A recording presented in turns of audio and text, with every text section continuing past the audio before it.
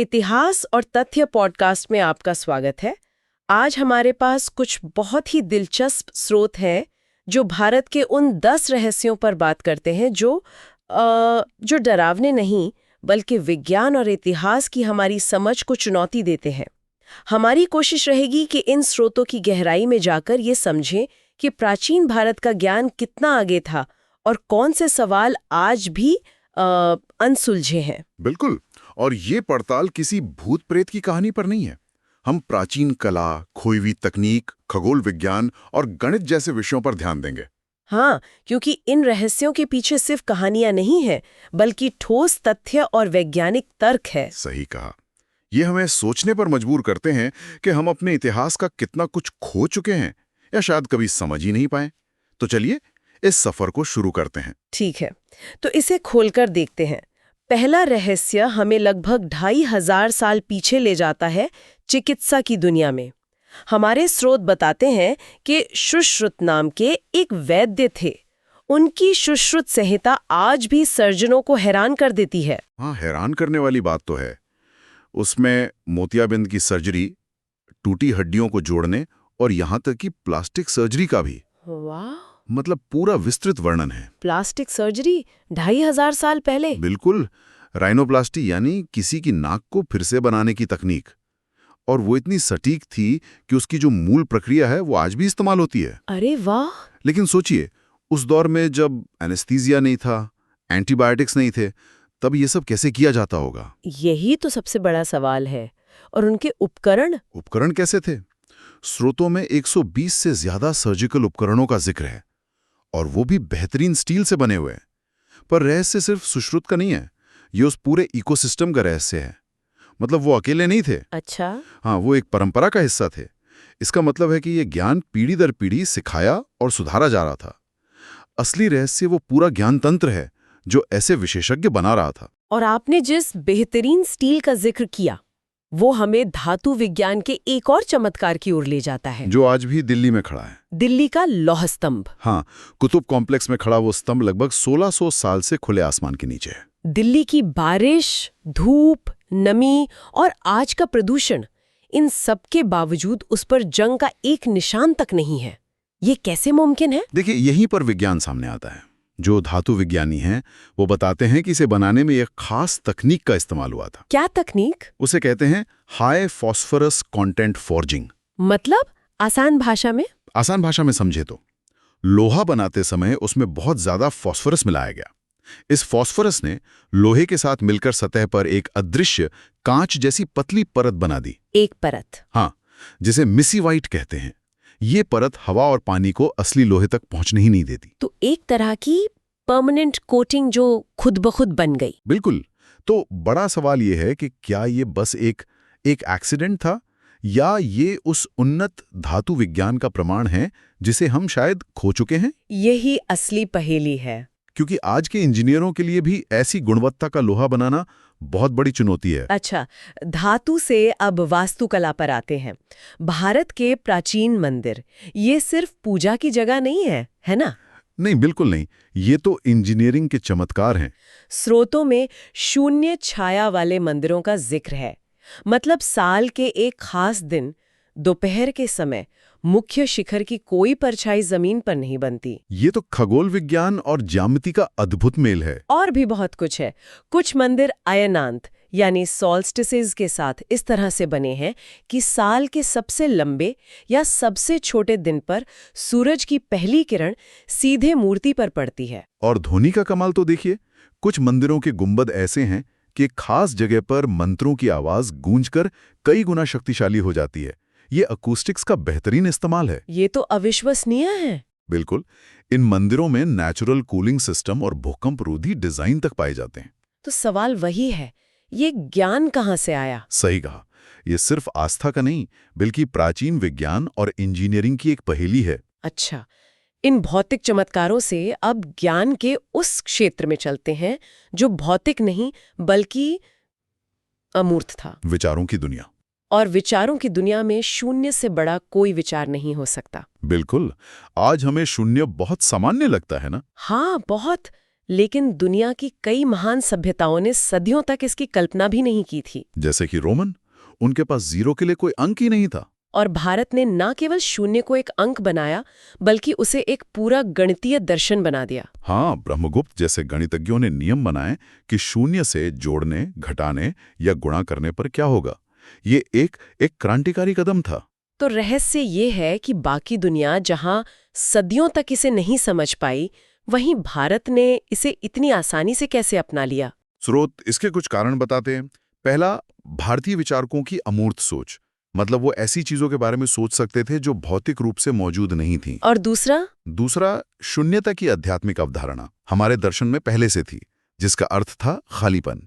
तो जब गणित में शून्य आया तो उसे समझने के लिए एक दार्शनिक आधार पहले से तैयार था। अच्छा, और तीसरा और सबसे महत्वपूर्ण, भारत में गणित का एक स्वतंत्र विषय के रूप में विकसित होना। मतलब इसे सिर्फ एक टूल नहीं माना गया। नहीं, इसे सिर्फ व्यापार या निर्माण का उपकरण नहीं, बल्कि ज्ञान का एक रूप माना गया। शून्य की तरह ही समय की गणना, ये भी एक अमूर्त विचार है। हम आज जो कैलेंडर इस्तेमाल करते हैं उसमें भी तो गलतियां होती हैं। हाँ, ग्रेगोरियन कैलेंडर, उसे ठीक करने के लिए हर 4 साल में लीप ईयर का एक पैच लगाना पड़ता है। वही भारतीय पंचांग, वो तो कहीं ज्यादा जटिल और सटीक है। बिल्कुल, वो सिर्फ सूर्य पर नहीं, बल्कि सूर्य, चंद्रमा और नक्षत्रों की गति पर आधारित है। वो सिर्फ दिन और महीने नहीं गिनता, बल्कि तिथि, योग, नक्षत्र, मुहूर्त जैसी बहुत सूक्ष्म इकाइयों को भी मापता है। तो रहस्य क्या है? रहस्य ये है कि बिना टेलीस्कोप या आधुनिक कंप्यूटरों के सिर्फ आंखों से देखकर इतनी जटिल और सटीक प्रणाली बनाना कैसे संभव था। ये तो वाकई हैरान करने वाली बात है। हाँ, और ये कोई पुरानी बात नहीं है। आज भी भारत में करोड़ों लोगों के लिए त्योहार और शादियां इसी पंचांग से तय होते हैं। ये एक जीवित विज्ञान है। और गणित की बात चली है तो हम सब ने स्कूल में पाइथागोरस प्रमेय पढ़ा है। हाँ, बिल्कुल। लेकिन यहाँ एक चौंकाने वाला तथ्य है। बौधायन नाम के एक भारतीय गणितज्ञ ने पाइथागोरस से लगभग 1000 साल पहले इस प्रमेय को अपनी एक किताब शुल्ब सूत्र में लिखा था। एक मिनट, क्या हम सच में ये कह रहे हैं कि पाइथागोरस से 1000 साल पहले भारत में ये प्रमेय न सिर्फ पता था बल्कि इस्तेमाल भी हो रहा था? हाँ, शुल्ब सूत्र असल में यज्ञ की वेदियों को बनाने के लिए लिखे गए थे, जिनके निर्माण में बहुत सटीक माप और आकृतियों की जरूरत होती थी। तो यहाँ असली रहस्य किसने पहले खोजा कि बहस नहीं है। नहीं तो क्या है? असली रहस्य ये है कि उस समय भारत में जामयति यानी ज्योमेट्री का विकास इतना मजबूत कैसे था। ये दिखाता है कि भारत में एक पूरी विकसित गणितीय परंपरा थी, जो सिर्फ सिद्धांतों पर नहीं बल्कि रोजमर्रा की समस्याओं को सुलझाने पर केंद्रित थी। चलिए, अब मूर्त और अमूर्त दुनिया से निकलकर खोई हुई दुनिया और खोए हुए ज्ञान के धुंधले दायरे में चलते हैं। और शुरुआत करते हैं एक खोई हुई नदी से।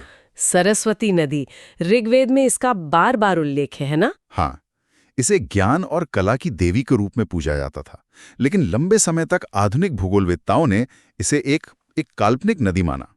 लेकिन फिर सैटेलाइट का दौर आया और सब कुछ बदल गया। बिल्कुल, सैटेलाइट तस्वीरों से पता चला कि उत्तर पश्चिम भारत से लेकर पाकिस्तान तक एक विशाल नदी के सूखे हुए रास्ते के निशान आज भी मौजूद हैं। मतलब ये नदी सच में बहती थी? हाँ, और यहीं से असली रहस्य शुरू होता है। ये विशाल नदी, जिसके किनारे एक पूरी सभ्यता बसी थी, आखिर कहाँ गायब हो गई? इसके पीछे क्या सिद्धांत है? कई सिद्धांत हैं।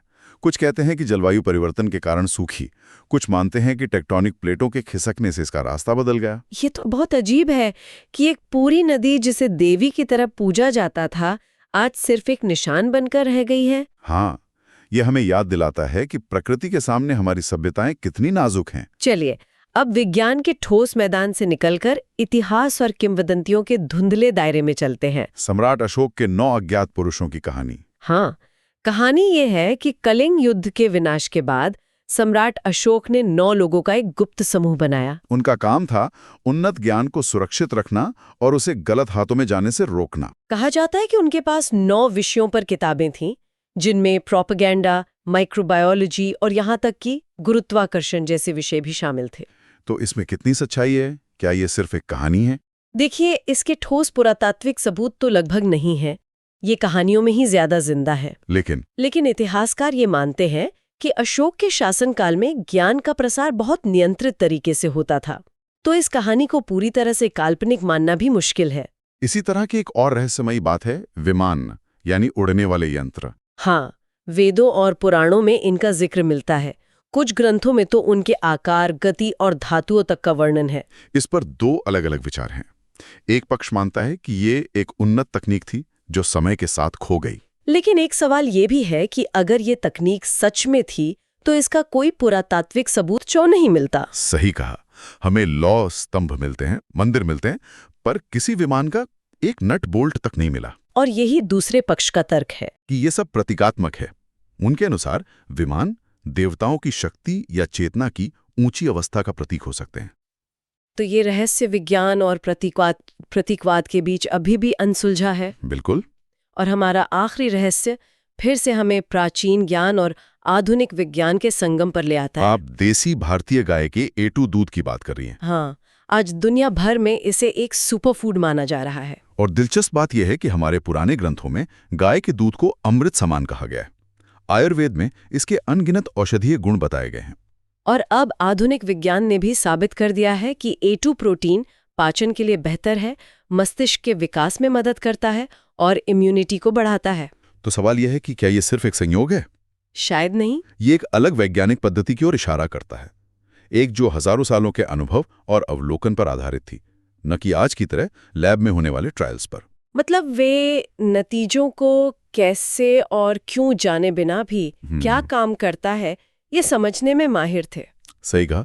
ये प्राचीन अवलोकन विज्ञान और आधुनिक प्रयोगशाला विज्ञान के बीच एक पुल की तरह है। तो आज की इस पड़ताल में हमने देखा कि भारत का इतिहास सिर्फ कहानियों का संदूक नहीं है, बल्कि ये एक विशाल प्रयोगशाला की तरह है, जहां विज्ञान, दर्शन और कल्पना सब एक साथ मिलते हैं। हमने मूर्त चमत्कार देखे, अमूर्त विचारों की शक्ति को समझा और खोए हुए ज्ञान की परछाइयों को टटोला। और हमने केवल उन रहस्यों पर ध्यान केंद्रित किया जिनके पीछे तथ्य और तर्क हैं। ये हमें दिखाते हैं कि ज्ञान को देखने और समझने के कई तरीके हो सकते हैं, जो आज की तकनीक से बिल्कुल अलग थे, पर शायद उतने ही प्रभावी भी। हर रहस्य हमें ये याद दिलाता है कि हम जितना जानते हैं उससे कहीं ज्यादा ऐसा है जो हम नहीं जानते। और सोचने के लिए एक अंतिम विचार ये है कि इन सभी रहस्यों में एक बात समान है। क्या? वे हमें सवाल पूछने के लिए प्रेरित करते हैं। शायद ये अतीत से मिले जवाब नहीं,